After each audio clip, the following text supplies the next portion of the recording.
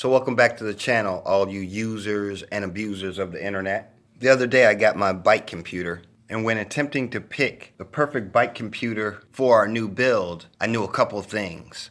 It had to be wireless, it had to work really well, and it couldn't cost too much money.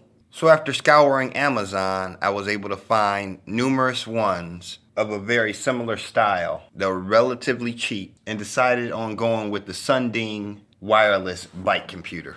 So after reading a numerous amount of reviews and comments on the product, one of the main complaints I kept coming across was, how do you exactly set one of these things up? There are numerous videos out there showing you how to install it, but that seems relatively easy, and we'll cover that in a later episode. But today I want to cover what you have to do to program the bike computer for first-time use.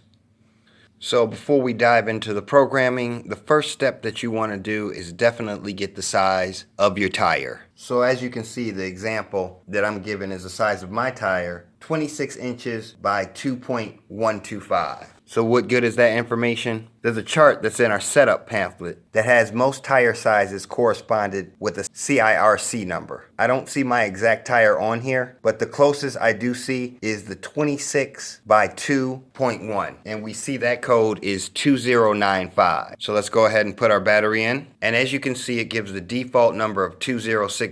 So within the bicycle computer, there are two buttons, one on the left and one on the right. To change that 2060 into the number that we need, which is 2095, you're going to hit the right one to change the flashing number. To move to the next number, you'll hit the left button, and we'll change that to a 9. From here, you just want to sequence through the rest of the numbers, and then you'll get to where it reads either in kilometers or miles. We want to change this to miles per hour, so I'm going to hit my right button.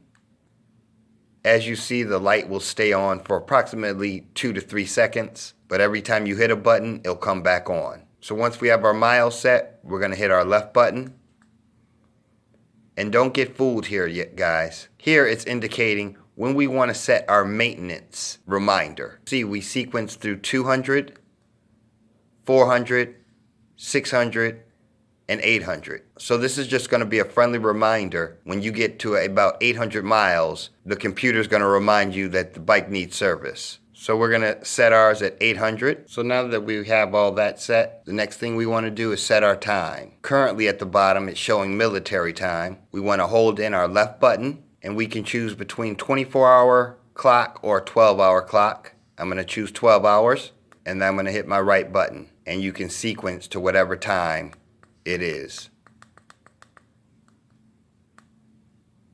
And after setting the time, you should be all set. Currently in the left-hand corner, you'll see a ODO. That stands for odometer. And to sequence through the choices, we're going to hit our right button. Next is DST, and that tells us our distance. Next is MXS, and that stands for your maximum speed. Under that, we have AVS, which is your average speed. And last but not least, we have TM, which stands for trip time. Your last option will be to scan, and if you see there, it'll scan through all of them